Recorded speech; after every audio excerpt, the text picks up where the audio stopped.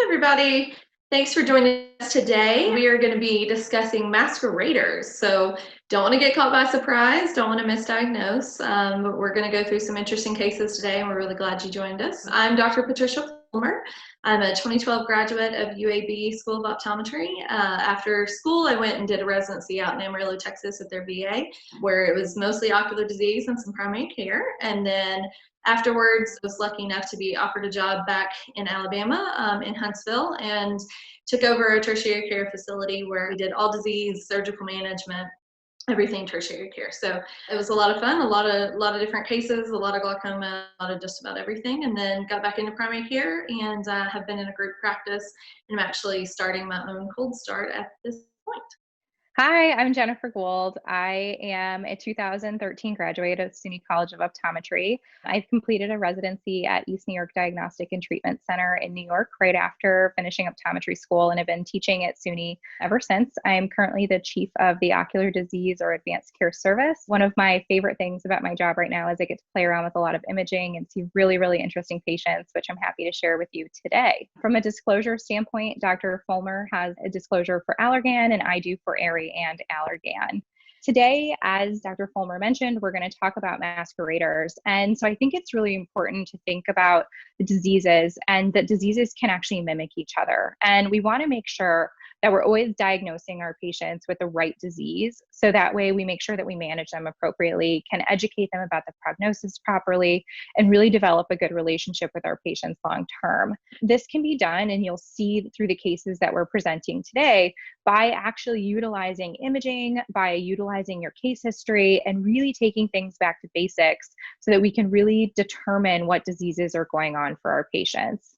So we will jump right in to our case number one.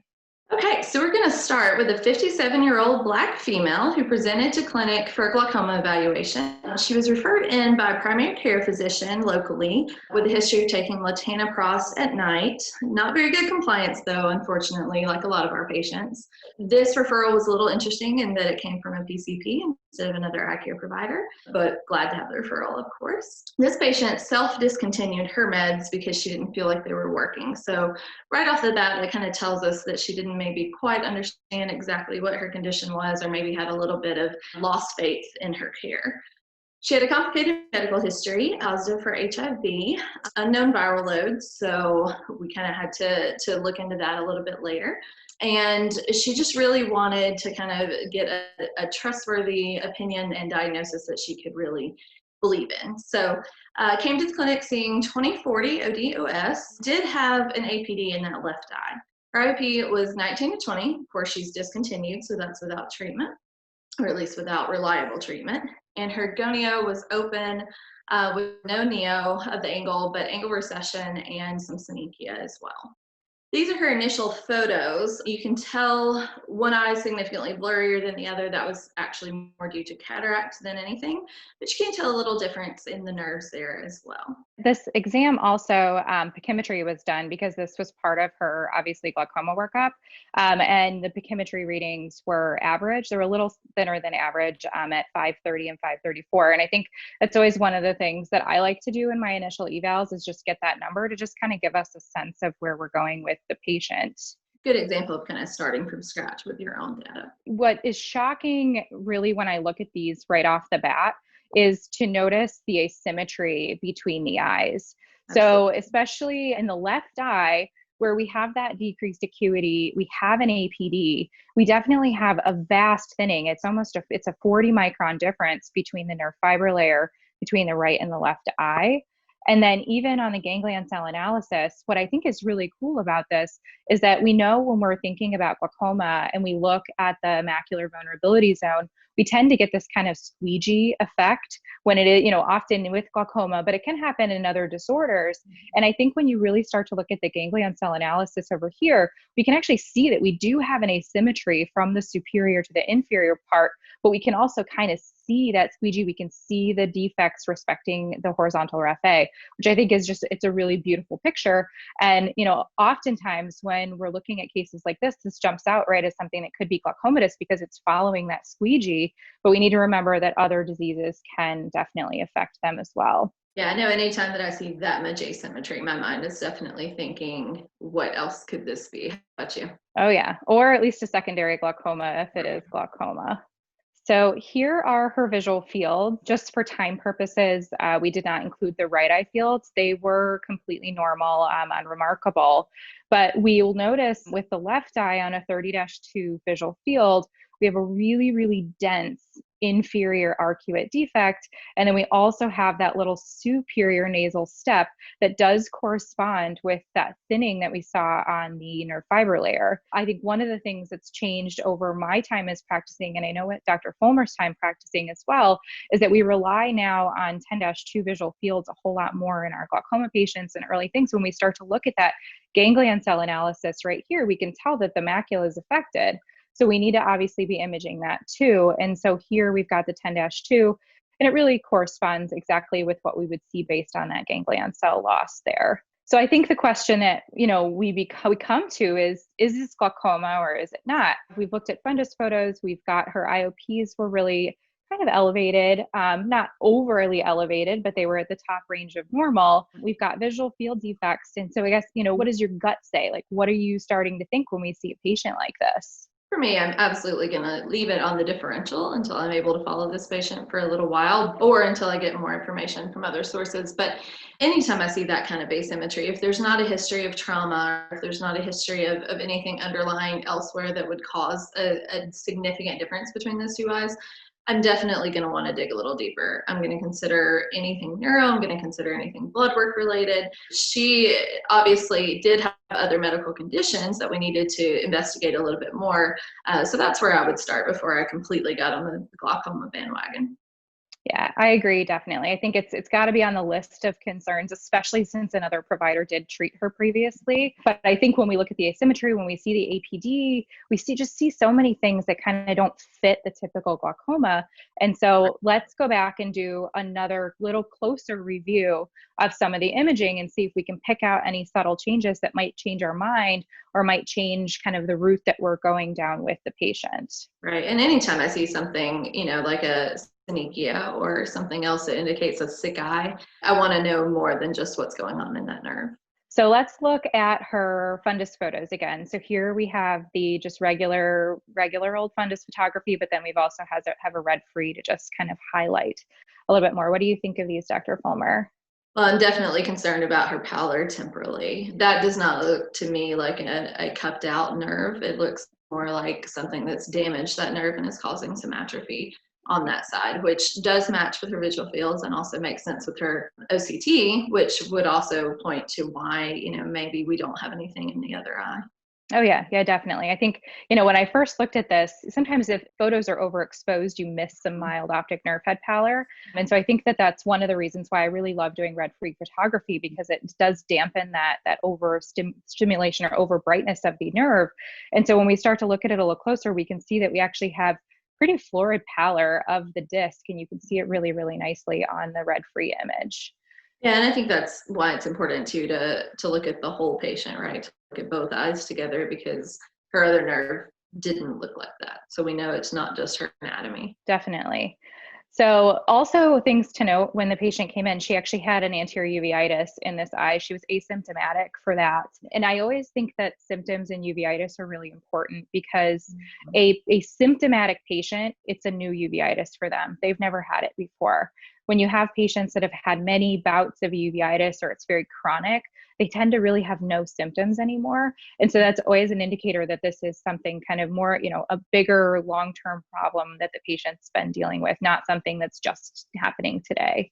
Absolutely. And when you have that, a lot of times your red flag should definitely be going up for anything underlying, because an acute idiopathic uveitis, those symptoms are going to be there. Those patients think, that lights are the worst thing in the world and they're hurting and they want to be fixed. These chronic cases, whether it's unilateral, bilateral, doesn't necessarily mean that there's not something going on. And a lot of times there is. Also associated with that other findings, we checked color vision on the patient and had a tritane defect, which definitely goes along with optic nerve head disease. So we kind of are reconfirming all of the things that we've got, that something just doesn't sit right about this case. We did an OCT angiography on the patient. And so I love OCT angiography. It's actually probably one of my favorite things to do on patients. And, when I was in school, obviously this was not out. And so it's been fun over the last couple of years to really play around with it and take images on everybody and really think about what's going on. So just to recap on how the OCT angiography works is it takes images over and over and over in the same area, and it looks for change over time. And so that change over time is actually the red blood cells moving through the vasculature. So you end up with this beautiful picture of the vasculature. And it's really important when you're using it to look at the specific layers of the OCT angiography, the on-FOSS images that are going to show you where you expect to see a problem. So in this case, the images that were the most striking were these superficial OCT. So that's going to give you the very inner retina you're going to be able to visualize. And obviously, not everyone's looked at a million of these. So we can use her own eye as a judge of what normal should look like. And so, always, I think Dr. Fulmer said it really nice. You have to use the other eye. You have to use the other quadrants of the eye too to really help you pick out normal and abnormal. And so if we look at her inferior part of the nerve, we can see that we actually have this very robust capillary bed that's sitting down in this inferior area. And if we look in the top area, the superior temporal rim, you can see that we have dropout. It's very subtle, but you can see that there's a really nice dropout of that capillary bed, and that's associated with the optic atrophy that we're seeing. Also, if we look at the structural on-FOSS images, so that's just looking at the actual retina that's located within the two different segmentation lines in the same superficial area, we can actually pick out all of the areas where we have thinning of the retina as well. And so we definitely get a good sense that this doesn't necessarily look like a glaucomatous loss, because we don't have all of that capillary dropout that we have in patients with, in glaucoma, we don't get all the capillary dropout. And so I think it's really important to have that differentiation. And this was something really helpful in the case to really determine what was going on with her. Yeah, I think this is definitely the future of medical eye care. It's something accessible to all of us, and something that, like you said, we didn't have when we were in school. So it's really awesome to see these kind of things come to fruition and be able to utilize that in clinic. And hopefully, we'll start to see that more and more in private practice and throughout all the rest of our colleagues.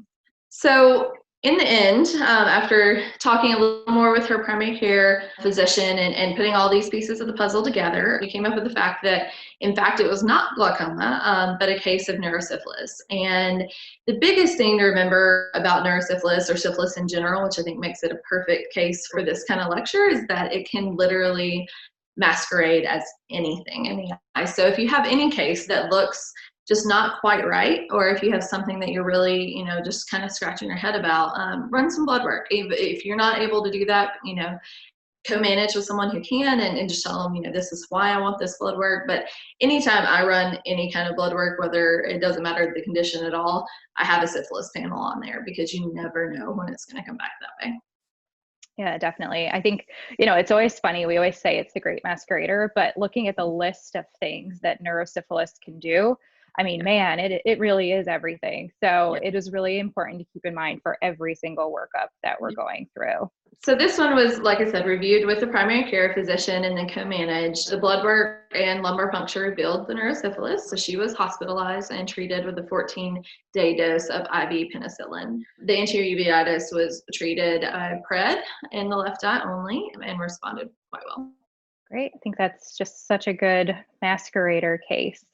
So we'll move on to our second case. So this one is definitely, we're moving to a different, type of disease process here as our masquerader. So this patient is a 52-year-old white male. He presented with best corrected vision of 2025 and 2020. And just as an aside, we're actually presenting this case backwards. When you see the actual outcome of the case, we'll get a good understanding of actually what's going on. But in this case, it's really important for us to be the detectives to make sure that we actually catch the right diseases that happen to our patients. And so it's more fun to present it backwards in this one. Most of the other cases we're presenting forwards, but this one worked better backwards. Yeah, I think it's a great example of why anybody watching may want to think, what if this patient walked into my clinic looking like this today? How would I know what happened in the beginning? Yeah, exactly. So, we're treating this from today's perspective as still a glaucoma evaluation or workup. We're thinking about it in that respect. The patient's IOPs were normotensive, 18 and 19, which shouldn't be too bothersome. His pachymetry is pretty average. So we take that as just part of our overall workup to get a sense of the patient. The guy is healthy. He has no idea of any problems. He has not seen a doctor recently, but that's pretty typical for a lot of people that we're seeing. And then he also is a smoker, which obviously we know can cause a million different problems in the eye. And so it's, part of our job as eye care providers to educate our patients on the effects of smoking. So here are his OCTs. I'll let Dr. Fulmer go through these. The biggest thing, and of course, coming off of our last case, I'm sure everyone is already noticing the asymmetry here, but where are the defects? Does it correlate to any particular quadrant or any particular superior, inferior, left, right? In his case, we had a significant difference again between the RNFL thickness. So that's already kind of piquing my interest. And then we're looking at areas where we may have some damage. In the superior quadrant in that right eye, of course, that's going to take a little bit closer look when we get in some other things. But the big things here are, again, that asymmetry in the GCC and the RNFL as well. Yeah, one of the other things that I think is really important to look at on here is there's not a lot of red on the RNFL thickness maps, on the deviation map. The only spot of red that we see is this superior quadrant. And so we don't want to fall into a trap of just quickly looking at the OCT readings because we might actually miss a disease. But if you actually start to look at the thickness maps, you can see that this whole area is actually thin. It's just not popping up, on the actual thickness map. We have to look at the scans a little bit closer, and we have to look definitely at each quadrant or each clock hour specifically to get a better sense of what's going on with the patient. So there's his fundus photo. So what do we think about this? I mean, first glance, I'm not too concerned. Again, putting together with the other eye, I certainly don't see any significant changes right off the bat, but there are some things that I think we would pick up after we get a little bit more information, maybe. I definitely agree. And we didn't put the left eye image in just because it was unremarkable. And obviously the thinning that we noted on the OCT, just for time purposes to make everything a little quicker here. So there are his visual fields. So that does correlate, of course, with the OCT, which if this patient walks into my office today and I'm putting all of these pieces of the puzzle together, I'm probably going to go back and look at that photo again, because for such an obvious visual field defect and such a flagged area on that NFL on the right eye, we probably should see something in that photo, whether it be cupping or some sort of dropout somewhere that we just didn't see if we're looking for glaucoma. If we flip back to that picture for a moment and we look at that area of the nerve, overall it really doesn't look glaucomatous in itself at this point. So that definitely is going to send me thinking at least into what my other differentials could be. Definitely. I think what's also interesting about the visual field is that if you actually take a look at the numbers and look at how depressed this visual field is, this is an absolute defect. So Right. We know that glaucoma doesn't all of a sudden go to being an absolute defect. We'll typically have it be more of a relative defect that deepens over time. And so I think that's another way to kind of look at this from a perspective of, is this glaucoma or is this something else that we really need to be thinking about down the road? And we always have to remember how reliable is the patient. That is very true. All right, so we've got a little video that we'll go through of his fovea just to be able to get a better sense of maybe what's going on here. So we'll play the video and we'll see if we think of anything going on.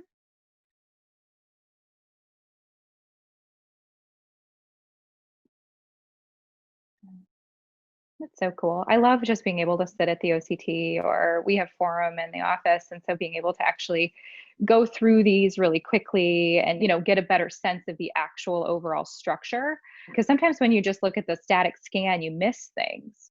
Absolutely. And so I actually want to pause this. And so what I really like about this area, so we're looking a little bit superior to the fovea, but I think what you'll notice is when we start to look at the overall thickness of the retina, it drops off over in this area. And so we can see that obviously by looking at the different structures of the retina, but we can also see it on the color map.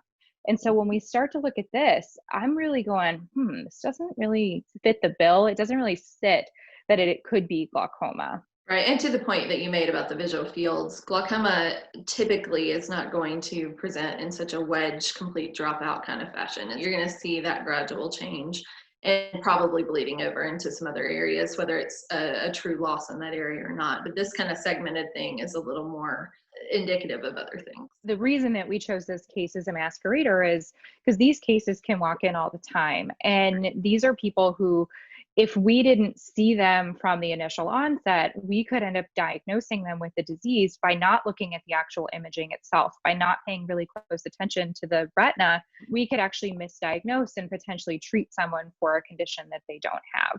All right, so now we'll go back to the beginning and how this patient actually presented to the clinic. So our 52-year-old white male presented actually saying that he had vision loss in that right eye. Started a couple days before. His vision was 20/80, and he did notice on an Amsler grid that he had some distortion, just inferior. I typically wouldn't do an Amsler grid on these patients, but in a student-based setting, sometimes we end up with some tests that we wouldn't typically do. And it was actually useful in this case, so that was lovely. We did check his blood pressure in office because I think that's really important whenever we have, I think from especially a public health standpoint, if someone has a change in vision, we want to make sure that we've ruled out and make sure we get good care of them.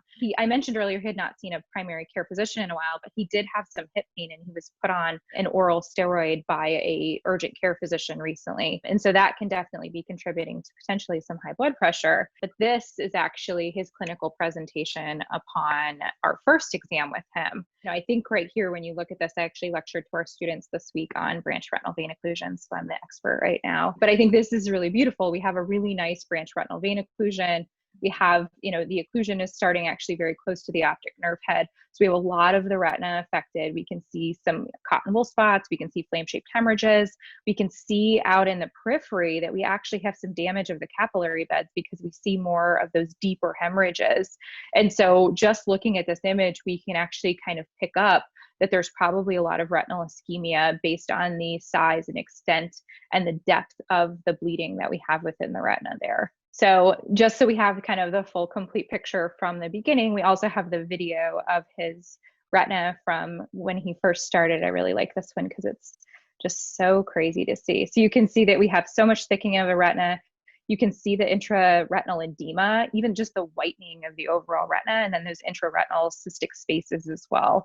So obviously this was an easy one to pick up. This wasn't really a masquerader on our first exam, but it's a masquerader when we have these patients walk into our office down the road. So another test that I think is actually kind of one of those things that I wouldn't always do, but it actually is very helpful or could be done with a red-free photo as well. But to get this kind of wide field image, and this is the fundus autofluorescence. And so the fundus autofluorescence actually really makes any blood vessels pop out. And I think when we start to look at it, when we look back and we think about that first fundus photo that we looked at, we actually probably noticed that the arterioles were fairly attenuated, and we can see that up in this area up here, but we can also see that we have these little teeny tiny collateral vessels that are crossing the horizontal raphe. And so by utilizing different imaging techniques, we can actually pick up that this patient has had a vein occlusion, even in the very dormant stage of this vein occlusion, and make sure that we don't end up diagnosing them and treating them for a condition that they never had.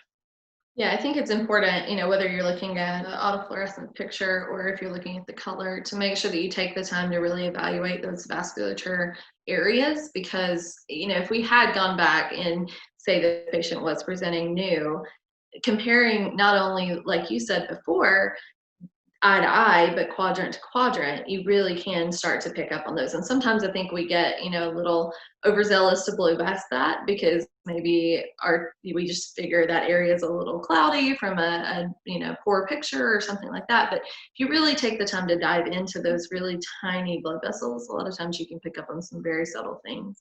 Oh yeah. This patient actually presented right after we got our OCT angiography. So of course, let's take an OCT angiography and see what we find. And what I think is really cool about these images is that this one on the top left, this was actually that first presentation of the patient with the vein occlusion. So we actually have a lot of loss of image because the retina was so swollen that it couldn't get a good image quality. So you're seeing this little black area. But what we can actually visualize right away, this is about 3 days after the occlusion happened, is we already have collateralization. We already have these little blood vessels coming up to try and help drain the blood out of the retina.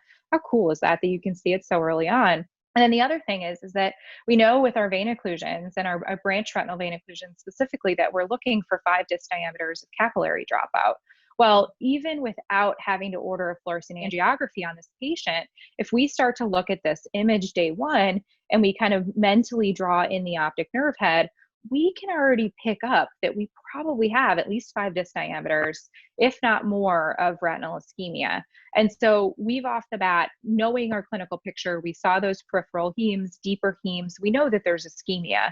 And so we know that there was obviously macular edema. This patient is going to get treatment very quickly. What I think is also really cool about this is that we were able to work with our retinal surgeon, show him the angiography images, show him the macular OCT image, and the patient didn't even end up getting an FA before being treated. And so it was kind of a cool way to utilize our imaging. And I think that down the road, the OCT angiography is really going to help replace, not replace completely a fluorescein angiography, but it definitely can be helpful. The middle image here is the same image that we have from day one. This was about 2 months later. So we can obviously see really, really clearly all of that capillary dropout. But I really love this image here on the right-hand side. This is just along the superior arcade. And so you can see that we have no capillary bed there, but we have these little microvascular, changes to, collateralization, trying to help really drain and perfuse that area of the retina. I think they're really cool. One of the other things is that, not everyone has the capabilities to do fundus autofluorescence. They don't have all of the crazy things that, I have in an educational setting. So you want to use what you have to try and help you. And so even if you just, you have an OCT in the office and you're utilizing it for something like this, the OCTs are going to show you a structural or en-face imaging. And so we can actually just look at the en-face imaging and we can pick up those attenuated arterioles. We can see them very easily there. And we can also really, really easily see the collateral vessels that we looked at on the fundus autofluorescence. So we can use different types of technology to learn in different ways. So just to kind of review, your average age of your BRVOs or vein occlusions in general is over 50 years. But it's important to remember that they're not all created equal. So BRVO does not always come from the same etiology as a CRVO or an HRVO. Your BRVOs are primarily ischemic and usually going to be retinal, whereas your CRVO is going to affect the optic disc and the iris and angle. And we want to look for different sizes of capillary non-perfusion. So greater than 5 disc diameters on the BRVOs, greater than 10 disc diameters on your CRVOs. And there's really no clear-cut disc diameter for HRVO, but you typically want to apply those branch retinal vein occlusion rules. So, of course, long-term, we're always looking for any kind of neovascularization, especially in the angle, looking for angle closures, anything that could cause the patient long-term damage or complications to their vision down the line. All right, so our patient, we were able to diagnose with an ischemic BRVO with macular edema. As I mentioned, the fluorescein angiography was not performed, but you'll remember back that he was actually very young. So he was 52 years old.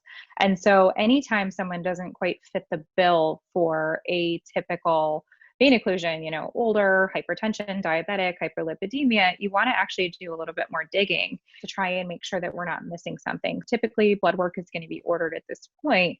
And so we want to rule out infectious and inflammatory etiologies. Obviously, we're going to throw our syphilis in because, you never know. But one of the other tests that I think is really important to do, and it's really been something newer in the last couple of years within the literature, is to actually check a homocysteine level. And his homocysteine levels were actually elevated. Everything else was completely normal, other than his cholesterol was a little bit elevated as well. One of the reasons that homocysteine is really important is because we have to understand what it does and really why it would matter in a vein occlusion. But elevated homocysteine levels will promote arteriosclerosis, which can lead to thrombosis. And the entire etiology of vein occlusions is thrombosis. And so patients that have these higher homocysteine levels have a higher chance of cerebral vascular problems, peripheral vascular disease. And so a 5 times increased risk in stroke occurs in patients with elevated homocysteine levels. So in our patient's case, and in many other cases, it's really important to catch these things early, because often if it's an acquired elevated homocysteine level, it can be really easily treated just with topical supplementation. And so I think it's one of the things that I've actually been throwing in on all of my vein occlusion workups recently. And you'd be shocked, almost everybody that's had a vein occlusion that's young in the last 2 years of my life has come back with an elevated homocysteine level. So I think it's a really important thing to keep in mind. Yeah, and I think it's another just beautiful example of why eye care is so important to the entire health of the patient, because so many people, and us included sometimes, are guilty of not getting those annual checkups, not going to our PCP like we should, because life gets busy and we think we're fine. But one little thing can change their entire life. And if we can fix that, doing a little bit of blood work, a little bit of research, then we've completely altered, the rest of their life. And I think that's a pretty fantastic thing to be able to do.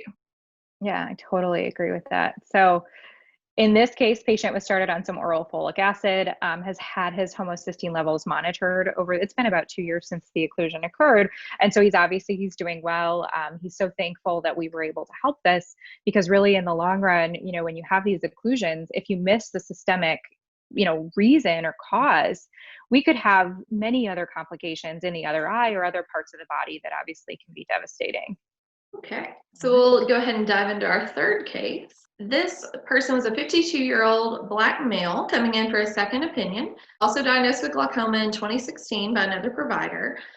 He was already on pretty much the gamut. He was on latanoprost at night, COSOP twice a day, just in the left eye for that one, and bermonidine 0.15 3 times a day in both eyes. He did have a laser procedure about a year ago, but we weren't quite sure what that was. We kind of assumed it was probably glaucoma related based on his other drops, so maybe an SLT, but we really weren't quite sure, and he didn't really know. We didn't know his Tmax, of course, because this was our first encounter, but we knew that hopefully he was controlling those IOPs with his current drops. He did have a family history of glaucoma in his brother, otherwise pretty much healthy, so no remarkable medical findings that he knew of at this point. His best corrected BA in office was 20/20 in the right eye and 2500 in the left eye. So of course I'm already very concerned about that left eye and what's going on there. Definite APD there. Pupils were equal otherwise, but a very obvious APD rated at grade 3. And IOPs were 12 in both eyes. So well controlled with his medications. Pachymetry, a little bit thin, but fairly symmetric between the two eyes. So we know that we've got some thinning there, but right to left should be fairly equal when we're thinking in glaucoma terms. So this is his OCT. The biggest thing that I think a lot of people can easily overlook, because we get so bogged down in the green or the red or the yellow, is his vasculature. So he actually has situs inversus, which is going to change the way that scan reads. We compare all of these numbers and all of these colors to our norms, but sometimes our patients don't necessarily fall into that category. So in his case, his average RNFL was fairly symmetric, not as big of a jump between the two. Left eye was a little decreased, but again, within the same at least 10 of that. But I'm still going to watch that left eye a little closer. So when we get down into the quadrant maps, both temporal sides are flagged, but interestingly enough, the right one a little bit more than the left. Overall, your clock hour map matches fairly well between the two eyes. So a little more symmetry than some of these other cases, but we're going to have to take that OCT with a grain of salt because of his vasculature and his anatomy. Mm-hmm. One of the ways that I can always pick out when the patients have that kind of abnormal vasculature or situs inversus is actually to look at the RNFL thickness map. Mm-hmm. What you'll notice is that the two peaks actually move a little bit nasal. So they're sitting a little bit closer together than on a typical vasculature that we're seeing. So it's kind of a good, just overall, one of the places that I look to begin with. Obviously, looking at the deviation maps as well, because they're going to actually let you visualize those vessels as well there. So our GCC significantly differs between the two eyes. Of course, right eye looks pretty good, left eye not so much, but I'm probably going to question whether this is a good scan for a couple of reasons, and I'll let Jennifer kind of dive into that. Yeah, so one of the things that's important is always to know the dropout points of your OCTs. So there's a point where it's just not going to go any lower. And so with the ganglion cell analysis, it's looking at the internal limiting membrane and the ganglion cells. And so the internal limiting membrane is about 50 microns. And so we really should never see numbers that are below 50 microns. And if you do, it's giving you an indication that the segmentation is completely wrong. And that just happens when we have retinal disease. Sometimes the machine cannot actually pick out the layers of the retina accordingly. And so that's what's happened in this case. There's not really a 6 thickness of that ganglion cell right there, it's actually just segmenting wrong. So it's important when you're looking at OCTs to look at the tomographs and to kind of understand what they should look like. And so if you look down here at this image here, we can see this little purple line that's helping. That's one of the segmentation lines. And you can see in that same corresponding spot in the other eye, it's much more anterior. So it's giving us a sense that the segmentation is wrong. So I always like to look at those segmentation errors early on to make sure that I'm have a good quality scan. Yeah, and I think this is another example to your point earlier that, don't just use your analysis maps. Don't just use every part of the data that you get, because when you look at these two pictures of your cross sections, you're able to see a difference right then and there already, which makes those findings above make a lot more sense. Yeah. One of the other things, and I'm not sure why the images are in this way, it was not giving myself a pat on the back for this one. I normally like to look at the OCT images in a black and white view instead, or the grayscale view versus the color map, because it makes it easier to pick out the layers of the retina. But when we actually look at these, if you look at the outer retina, it looks really nice. We have a good outer ellipsoid zone. And we can actually start to see that we have that loss over in the image of the left eye. So it's actually showing us that instead of us having a glaucomatous loss with that nerve fiber layer defect, it's really probably segmentation errors that's causing that defect in association with the situs inversus, but we'll really have an outer retinal problem instead of having glaucoma. So these are lovely. He's like one of those patients where you never, ever, ever want to do a visual field on. We did a 24-2 on his right eye and a 10-2 because we had this lovely little depressed center point. The fields are just completely unreliable in both eyes. So we can't really depend on this for kind of helping us in our glaucoma path. There's a million patients like this. It's always fun. So I think we've already pretty much alluded that obviously this is not glaucoma for many reasons. We obviously, if we look at the actual OCT images, we can pick up that there's abnormalities in an area that don't happen in glaucoma. But, I think there's a lot of confounding factors in his case. He's on 4 different medications. He's had some sort of retinal procedure. He has thin pachymetry. He has really low IOP right now, but he is on all of those meds, and he has a family history. So there's so much going on that it still has to be ruled out. We still have to take it serious because we want to make sure that we make the appropriate decisions for the patient. Yeah, I know for patients that have come to me kind of in his similar boat with multiple medications and things like this, I think it's important to remember not to be scared to start back over a little bit, especially when you have pieces that don't quite make sense or don't add up, or your gut's just telling you this maybe isn't glaucoma or isn't severe glaucoma, because he's already on pretty much maximum medical therapy. So if he needs that, then we know that, okay, if he progresses or things change, then our card deck is a little smaller. But if he doesn't, then that opens a lot of doors for future treatment should he ever need it. So I think it's important to have enough confidence to just say, I'm going to start over and let's see kind of what happens. So let's just look a little bit closer at the imaging so we can get a better sense of what's actually gone on with this patient. And because I think that's really important too. We talk about if someone has glaucoma, they have a disease that could cause them to go blind in their life. And so is this a disease that's going to cause him to go blind, or is this something that's going to be more stable? And I think that that's really important to have those discussions for prognosis with the patient. So if we go through the OCT, you'll notice that we have these little outer pigment epithelial detachments. We have this lots of atrophy that we kind of already alluded to when we were looking at the other images. So we have this really, really large area of outer retinal disease with a lot of pigment epithelial detachments. So let's see if we can find anything else that gives us a better sense of what could be going on with this patient. His right eye images. Do you have any comments on these, Dr. Fulmer? Other than just to say again, kind of note the vasculature, so that you can put that together with your OCT findings, because again, he's not going to fall into your exact average normal category. Yep, and I think that's really easy to see here. You can kind of see the tilt of the optic nerve head. It's like completely shifted there. And these inferior vessels are definitely coming out a little bit more on the nasal side. So it's really easy to see there on the image. And then there are his left eye images. So we've got the just regular Optis image, and then we've got a fundus autofluorescent image. And what do you think about these? Absolutely confirms why I love doing filters on photos. I don't think anyone's going to miss that. And it really just confirms the fact that we already knew his VA did not match his OCTs in the way of glaucoma. We're not going to have, without having a completely cupped out nerve, we're not going to have a 2500 eye without something else going on. So clearly we have a lot of damage in that macular area that corresponds to everything else we've seen. And I think that's just a really wonderful way to kind of put it all together.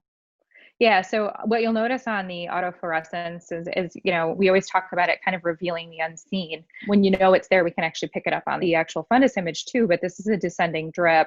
And so this patient has chronic central serous chorioretinopathy, where we have these areas, we saw those pigment epithelial detachments. He obviously at some point in time in his life was, getting these very large serous detachments. And then the etiology and the reason that we get this drip is actually because of gravity. And so gravity will pull the fluid down and we end up with a descending drip. And so you can see areas that are stressed. So any stress will show up as more of a hyperfluorescence, and any area of atrophy is going to show up very dark. That's areas where the RPE is no longer functioning. And so this is a really, really nice way to visualize that central serous, that really when we looked at the imaging improperly, or we just took a very quick look at the patient, I could see why the patient ended up on 4 glaucoma drops. But really when you take a step back and look at the entire patient, we can pick out that there's a different disease going on. Absolutely. So as we kind of said, he ended up with chronic central serous chorioretinopathy, and still going to kind of wonder about those pressures. But to do that, we kind of need to start back over and pull him off the medication, see what his pressures do, so that we can make our own diagnosis with that. Just because he has one thing doesn't mean he can't have another. So we still want to be careful there, make sure that things aren't changing over time, especially with glaucoma. Your biggest friend is going to be progression over time, because if it's staying stable, you can feel pretty good that there's probably not a glaucomatous process happening there. But in his case, definitely that central CSR. I think we've alluded to this really nicely. It's like, what do we actually do with the patient? Like, do we, his pressures were 12, they were 11, he was non-compliant, he was on lots of medications. And so really the question becomes like, do you keep him on 4 different medications, 3 drops, or do we start to take him off? And so I think, my decision with this case, because he was fairly non-compliant with the drops, was, hey, let's take a holiday, let's take a vacation, we'll stop the drop. And that's exactly how I tell the patients, we're going to take a medication holiday, so that if we do need to go back on something, they're not shocked down the road. And so in this case, his pressure actually did go up a little bit, but this was good for us because we were able to establish a Tmax on him, which we didn't have to begin with. And we then saw that it went up into the 20s, so it was 28 and 24. And so then at that point, it makes sense to me at that point to put him back on something, but instead of having him on 3 different drops, we can, try on 1 and see how we do there. That is how we decided to manage the case. And he actually has been doing very well with just 1 drop, and he feels like his life is completely different, which is good. He's obviously very aware of his decreased vision in that left eye, but by being able to kind of put all of the data together and give him some real solid answers, you're able to tell him his prognosis down the line a lot more. Patients, of course, like to wrap their head around things if they know kind of what's going to happen going down and what they need to do to prevent certain loss, or if they can do anything to make it better. So in this case, I've done this numerous times myself. I've pulled them off all the drops, and usually they're pretty surprised, especially a patient that's been on this many for so long. They'll kind of balk a little bit at first, but once I kind of explain to them why we're doing it, why we're taking that little bit of a holiday, they usually are really appreciative to kind of take a step back and just say, okay, let's take a breath, let's see what happens, and we can always go back on the drops later if we need to. And a lot of times if we do, then they're a lot more compliant, because at that point they know, okay, yeah, I really need to be on this. So we'll just look at a couple little different imaging so we can see just the change over time with the central serous. So if we take the same exact OCT slice at 3 different times in his life, what you'll notice is that we actually have variation in these little pigment epithelial detachments. And I just think that's a really nice way to monitor. And so we can still see that the disease is changing, even though we don't see an active serous detachment, we still can see that the process is still kind of underlying and still ongoing. On the Zeiss equipment, they have something called the advanced RPE analysis, and this is actually one of my favorite things to play around with, specifically for AMD patients, but will actually work for a lot of different people. It does a couple different things. It's going to show you, one, anywhere that there's a drusen or an RPE detachment or elevation, and so we can see that with these little coloration maps. So this corresponds to that lovely little pigment epithelial detachment we saw on the other slide, but it also will help highlight any any areas that have subretinal illumination or choroidal illumination. And so this is going to correspond with any areas of geographic atrophy.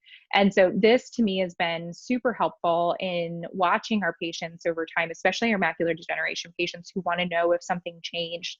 They want to know if the disease got worse because they're obviously worried about long-term, vision loss. This has been really helpful. And so this actually really helped tie the case back together and show us that these are actually the laser that the patient had. He actually had retinal laser, which makes way more sense for his central serous than it did. He did not have an SLT, which we were confused about to begin with. So, using an imaging interpretation for a different purpose, but again, in the long run, it really helped us pull everything together for the patient.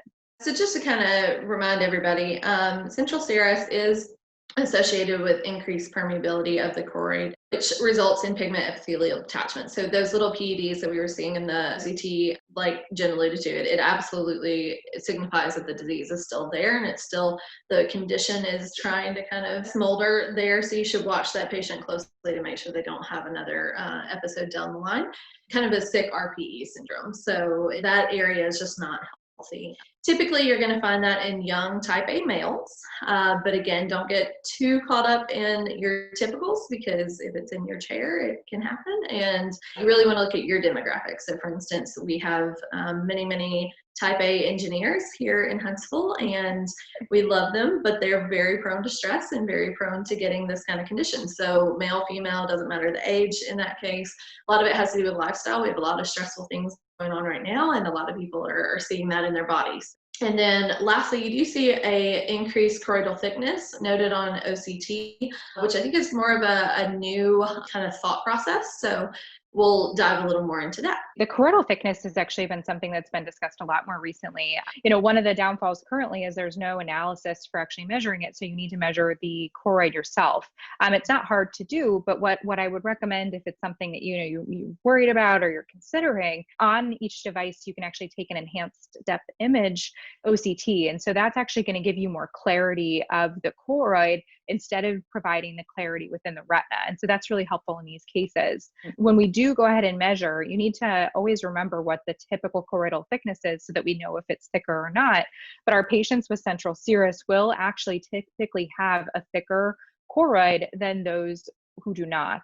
And so the typical or the average choroidal thickness is 270 microns. And the average for patients with central serous is actually 405. So there's definitely a vast thickening there. And so that's been really helpful for me if I have kind of these weird cases where I see some outer retinal changes, but I'm not quite sure, they might fit the bill. They might be like a type A young male. If I measure that choroidal thickness and it's elevated, it's kind of helped me feel a little bit more comfortable about that diagnosis in some cases. So our last case for you today, I think, is really exciting. This is actually one of my favorite cases as of recent.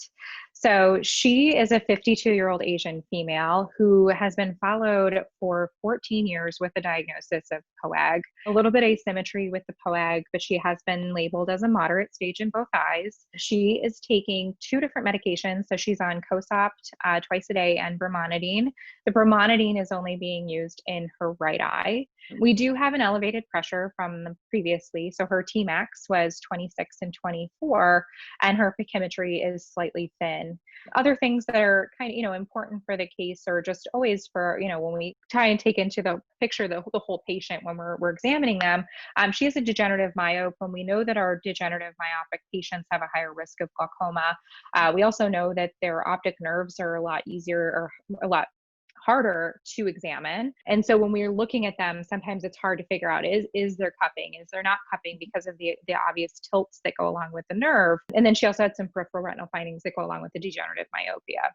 So these are her optic nerves. Definitely an oblique or tilted insertion. We're looking at some PPA, and of course we expect that in a degenerative myope eye. So that's pretty significant there.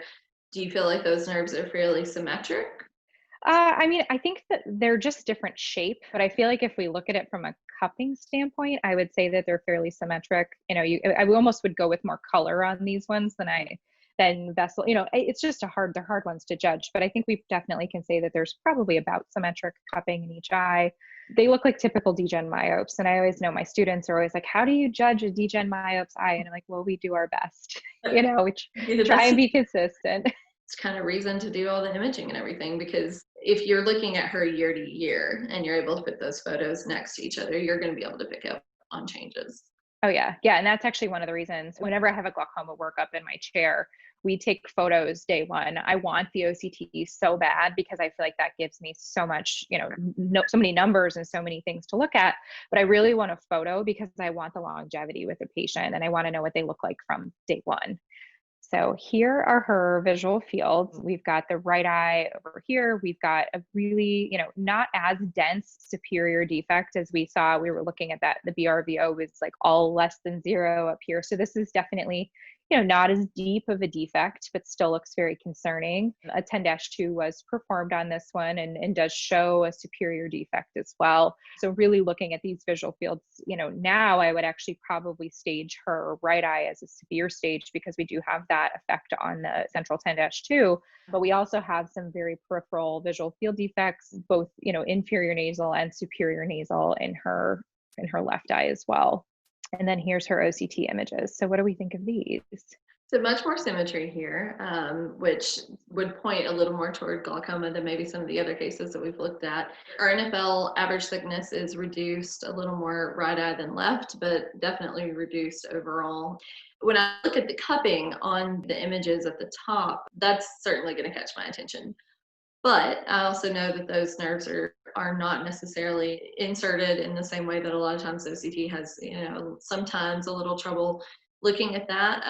But they're fairly symmetric between the two of them. This definitely would raise my eyebrows a little bit, want to watch that and follow it for progression over time. Absolutely. Yeah, so she actually is a -10 diopter myope. And I think it's always important to pay attention to the patient's refractive error when you look at an OCT. The normative database only goes up to about a -6. And so anything that we're seeing over there, she doesn't fit the normal. And so the red we're seeing sometimes is just red because she just doesn't fit what the normative database had in it. Right. And again, that's where comparing herself to herself to herself over time is going to be your bigger factor in whether or not you see progression or treatment, because she may not compare to any other, normative data, but she'll compare to herself each time. So we've got her right and left eye comparative scans over many years on the top. So we've got her neurofibrillary thickness and then her ganglion cell analysis. And so what you'll notice, and I think the easiest way for me to look at these is to look for any areas that are flagged. And what you'll notice is that we have a couple little areas flagged as potential progression, but that was the first time something was noted. Obviously, we would need to monitor over years, but if we look at these images, these are actually over about a 10-year span. And so when we start to look at glaucoma, we've already mentioned glaucoma changes. That's by definition, glaucoma is a progressive optic neuropathy. And so if for 10 years we have 0 change, we probably don't have glaucoma. Yeah, these scans make me feel very good about her long-term prognosis when I look at those. Definitely. One of the things that, we have to think about is that obviously patients can have as many problems as they want or have. In this case, she actually did have an elevated eye pressure down the road, and that's one of the reasons why we treated her. And I think that kind of comes into play now. Is it another problem and glaucoma? Is it just ocular hypertension? So we kind of need to feel comfortable. But at this point, looking at her OCTs, I'm comfortable saying, well, it's probably not glaucoma. It's probably just ocular hypertension.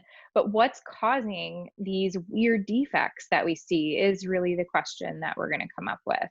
So here is probably one of my favorite images that we have in here. So when we have lovely imagers at the college. And so, one of the imagers did the OCT and comes back with this beautiful slice through the optic nerve head, a radial raster around.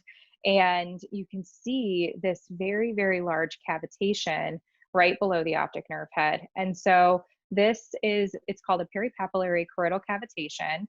And it's actually a completely different disease process than what we were managing the patient for. And I think that it was really important really to take a look at this. But, one of the keys about looking at these, and we'll talk a little bit about the cavitations in a little bit so that everyone has a sense of them, but it's really important that we utilize the imaging techniques really well to try and pick these things up. If we actually go back and look at her tomograms for the OCTs, we can actually pick up that little cavitation right on the tomogram. And so it's really, really important not to get so caught up in just looking for color. And, I think we've kind of hit that home today. We want to look at the whole picture, but it is really cool that you can pick up the cavitation there. So other things that we can do with the OCT is you can actually do advanced visualization analysis when you're on the OCT itself. And so with that, you can go into the software and we can play around with the different segmentation and visualize things differently. And so if we do this and we map it, these little segmentation lines, the purple line and the black line, are showing us the areas within the retina that we're looking at. We can actually visualize really nice that cavitation right below the optic nerve head. And when we do this and repeat it in the left eye, we can actually see that she has two cavitations over here as well. So she has a cavitation superior and inferior. And if we actually go back and think about the entire case now, and we look at the OCT images that we had to begin with, we had vast inferior thinning in the right eye corresponding with this really, really large cavitation. And then in the left eye, we actually had the superior and inferior nasal steps. Those are corresponding with these smaller cavitations that we have here. So I think it's really important to just take a look at the patient and really think about different disease processes that can go on. Another thing that I will mention while we have this image up, just because it makes it very easy to see, is that we want to think about the pathophysiology of your degenerative myopes as well. And one of the things that we can actually image very well and understand is the thickness of the choroid. And I know we talked about that a little bit with your CSR, but you'll typically, when you're looking at OCT images, won't see the sclera. You won't see this whitening down behind. Well, this is our sclera, and we've had atrophy of the entire outer retina, or the choroid. So we've lost the choriocapillaris, we've lost the choroid, and that's very typical in your degen myopes. And so this can, down the road, lead to choroidal atrophy and can lead to our progressive vision loss in our myopes. So if you start to see this on your OCT, you're going to learn a lot about the patient and maybe change your follow-up for them as well. Also kind of clues you in as to what area, maybe if you aren't, if you're seeing this for the first time, what area that cavitation is in, even more specifically, because you can see that break between the retina, the choroid, and the sclera. Yeah, definitely. So just as a little bit of information about peripapillary choroidal cavitations, they are very highly associated with degenerative myopia or high myopia. They can be found in any different refractive error. So you can see them in hyperopes, you can see them in emmetropes, but most likely they're in your degen myope. So about 70% of the time it's in a degen myope. And clinically, you might see not a lot, but you might see a little orangish yellow area right around the nerve. And so we actually, if we look back at some of the fundus photos, we can actually pick up that little yellow region. And I think that that's really important. Now that I actually know that these exist and kind of have thought about it, I've gone back and looked at a lot of my glaucoma patients that just never sat right with me. We were like treating, and I was like, they're the wrong age, they're the wrong, they just don't make sense to be this stage. But a lot of patients, actually 70% of these patients will present with the glaucomatous appearing visual field loss. And about 60% of patients are either being treated for glaucoma or have been labeled as a glaucoma suspect. And so it's really important to go back and really look at your glaucoma patients with a different perspective, because we think about it, we know again that glaucoma is a progressive optic neuropathy. Well, these cavitations are not progressive. And so it makes a big difference if we're treating somebody prophylactically because they have a high pressure, or are we treating something that we think is a progressive optic neuropathy. Then I think that can really make a difference in how we're managing our patients long term. We definitely know that she now has these bilateral choroidal cavitations that correspond with the imaging that we see. They correspond with the visual fields, but she did have ocular hypertension. So I guess, what would you do? I think that's really the best question. We know that those aren't progressive, as you just said. And if we start to see progressive visual field loss, then I know there's something else going on, which means that maybe your pressures are a little more concerning, or maybe there is some underlying normal tension glaucoma. She wasn't ocular hypertensive. Our patients can come in and change so much over time and have as many problems as they want to have. So with that, I think you're monitoring, you're making sure that the patient understands while you're monitoring so that they're compliant with those follow-ups. In the short term, I don't think that I would, depending on her pressure, of course, I don't think that I would necessarily do anything other than monitor. And then once we have a good baseline established, and once I see what her pressures are looking like, if she's creeping up, there's a lot of patients in the world that mid-20s is perfectly safe for them, depending on their packs and depending on everything else. So I would watch that and then eventually potentially treat those pressures, which in this case makes sense because she did start to kind of creep up. Oh yeah. Yeah. She was one of those that I was actually debating sending for an SLT or debating adding another drop when we actually discovered that cavitation.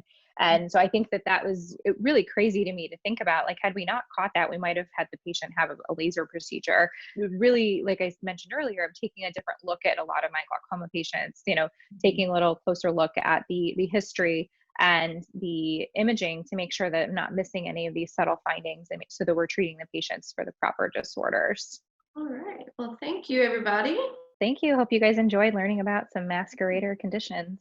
Well, those were some great cases. Cases involving masqueraders are always the hardest to deal with. There are just so many out there. And of course, when you're faced with them, you really need to have your differential diagnosis game on point. A really great professor of mine back in optometry always used to say, it's all about the company it keeps. So speaking of company, let's get our producer to bring in Doctors Fulmer and Gould so we can continue the conversation. We've got some good questions that came up, so we'll jump right into it. First question is, what type of special considerations are you taking in this pandemic situation, and how can we assure patients? So it'd be interesting to hear what you guys think. I know the two of you practice in somewhat different settings. So Jen, why don't you start, and then Patricia, we'll hear what you're doing. I think one of the biggest things that we're trying to deal with is just making sure that we're keeping proper space for our patients. Obviously I'm in an academic setting, and so we used to kind of rotate the patients around a lot, but really trying to still manage all of the same conditions. We were seeing patients all through the pandemic, and especially in New York City, it's been one of the most unsafe places during this whole thing. But really just trying to make sure that we keep the rooms clean, that we keep patients in and out of the rooms, really making sure that we think a lot about what imaging we're doing, and trying to minimize the amount of times that patients are in, and really utilizing kind of the main things that are going to give us the most bang for our buck, I guess, if you can say. Similar but different. We're in a private practice setting, so our patients are a little bit different demographic. We are basically, when they come to the office, they're definitely required to wear a mask, whether they want to or not, and to check in and do anything they can paperwork-wise over the phone. If we need to take it out to their car, they will.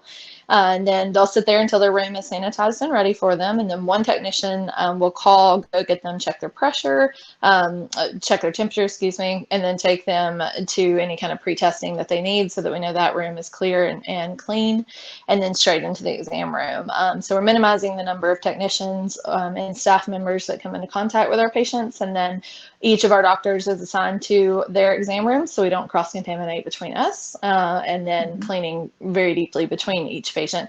Same as Jen said, though, we're minimizing testing as much as we can, but still doing what's necessary for the patient and make sure that they're taken care of.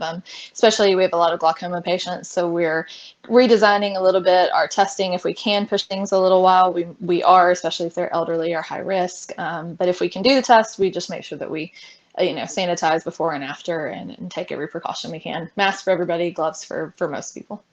Yeah, fantastic. So a couple of questions here that came in around the cases. So question here, and it looks like this came up way in the first case. It looks like, what specific testing did you order to diagnose the neurosyphilis case?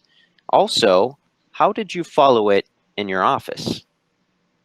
So that's actually really interesting, because if you remember back to the history on the case, the patient was actually referred from their primary care physician for a glaucoma workup. And so it was funny because after the patient came in for their glaucoma workup, I actually called the primary care physician just to speak with him because I was a little confused by the referral. That's not something we typically actually get from a PCP. And the PCP said to me, like, oh, we actually just found out that she has neurosyphilis. They'd already done all of the workup. So that wasn't something that I actually did in the case. But I think what was important about the case was the actual communication with the patient, because she wasn't believing that she had any side effects from having the neurosyphilis. And so then I brought her back and actually spoke with her, and we really kind of had the really pull it together moment of saying, look, you really do have ocular manifestations of this. This is truly there. You really need to go for treatment. And so that was really my role in the management of her. You know, I've been following her about every 6 months since, just to make sure that we do have stability on her visual fields and everything else. You know, I wouldn't expect any change at this point in time since she's been treated for the neurosyphilis, but it is something that I definitely want to just keep an eye on. Yeah. And I think to help, you know, viewers too, if you do have somebody that comes in that you don't have the luxury of the PCPs already kind of done some of that background work, anytime that you feel like something's just not adding up and you want to order that blood work yourself, you absolutely can. And then, you know, depending on state, you know, regulations, of course, if you can't order it yourself because of legal reasons, then you can always co-manage with the primary care and get them involved at that point. But if a test comes back and it's positive for something that we necessarily wouldn't manage ourselves, like syphilis, it's a perfect time to get their PCP involved or establish one if they don't have one, because a lot of times these patients don't necessarily get routine care. Yeah, and I'm glad you brought that up, Patricia, because I feel like ordering blood work is always one of the most sort of challenging things when you get out there and you start practicing on your own. I mean, I know I certainly didn't feel comfortable doing that, and when it came to that kind of thing, I was either looking maybe to call the PCP or get set up with the PCP. And a question actually came in here, and I'll read it off. When ordering additional testing like homocysteine, do you order most of it yourself or communicate with PCP first and tell them what to order and what you're suspecting? So maybe you can just kind of walk through your workflow, perhaps, or I guess another question too is, are there certain things that you are more comfortable ordering, different tests, different labs than maybe others that might have to do with different conditions you might also be more comfortable managing directly as well? So since you started talking about it, Patricia, why don't you answer first, and then Jen, I'd love to hear your thoughts as well. Yeah, I mean, I think it absolutely depends on the condition. I've ordered blood work since I got out of school. We were trained very well, thankfully, in how to do that and what conditions it was appropriate for. I tend to lean more on if I have any suspicion, I'd rather go ahead and get the blood work and know what I'm dealing with, even if it comes back clear. I was fortunate enough to go directly into a medical facility out of residency, so I was kind of expected to know those things. So anytime that I have, say, swollen nerves or a stubborn uveitis or anything like that, I have a kind of a preset amount of blood work that I order. A CBC is always included, a Chem 8 or a basic metabolic panel, depending on who you're working with, is what they call it. I usually get those for just about any condition. If it's anything I think might be related to any kind of autoimmune disorder, I'm getting an HLA-B27 and an ANA. A lot of these, it's not that we're going to manage them directly for anything that comes back on that blood work, but it helps us know where to co-manage. So say rheumatology or endocrinology or whatever that case may be. With uveitis, for example, if it's stubborn, we may, once we can identify that underlying factor, then that's going to help me know how to treat that patient from an ocular standpoint and also get them the systemic treatment they need. I've had a lot of sarcoid patients that, I've suspected because it was bilateral or granulomatous, so I've ordered that. It really just depends on what case they're presenting with as to which exact test I'm ordering. But to the neurosyphilis point, I'm always running a syphilis panel, both an RPR and an FTA ABS, because they may not have active syphilis at that point, but they may have had it at some point in the past, and I want to know that. So if you're not comfortable doing it, I think it's absolutely appropriate to find a primary care physician in your town that you can co-manage with and talk through it with. And once you've done it a few times, you tend to get pretty comfortable. And if you can't, like I said, from a legal standpoint, it's perfectly wonderful to co-manage those patients, and most of the patients appreciate it. Yeah, great. And Jen, I don't know if you have anything to add to that.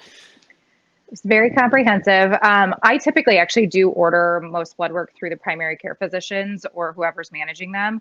I find that it ends up being a lot easier because, at the end of the day, we're not the ones making the diagnosis. We're trying to put the pieces of the puzzle together. So if we do find something, I always like to have the primary care kind of looped in right away. That being said, I had a giant cell arteritis patient or potential a couple weeks ago, and that one I ordered directly because I didn't want to hold off on it. But for the most part, if it's a vein occlusion or something that's kind of more of a chronic long-term condition, I like to get the PCP involved. Yeah, absolutely. And it looks like with just, I think it's important to read your patient too. for sure. For sure. I think in the last minute, it looks like we've got time for just one last question, and it actually is in regards to what I believe it was the last case here, and it's just around imaging. So the question is why was the patient's outer retina thinner or distorted on the last OCT image? And this is in regards to the very last case there. So that was the central serous case. I don't think that over time anything changed. When we're looking at any of the measurements, though, you always have to keep in mind that a machine is measuring it and there's variability within each measurement. And so it is normal for every measurement to be a little bit different from time to time, even your ganglion cell analysis or your nerve fiber layer. And so I don't think the retina actually thinned progressively at that point because we'd already had all of the damage previously, but it's just more of a artifact of just the technology. Fantastic. Listen, thank you guys so much for taking the time and coming and sharing your cases and, of course, your knowledge. Really appreciate it. For those of you who are asking here in the chat right now about the presentation, yes, you will be able to watch the presentation afterwards. There's a lot of people, Jen and Patricia, asking for the presentation. They really enjoyed it here in the chat. So thanks again. We'll make this available. You'll receive a notification when it is available. And you guys can enjoy the rest of your days. Thanks again. Appreciate it. Hope to see you guys soon. Yeah, thank you. Great. Thank you, Antonio.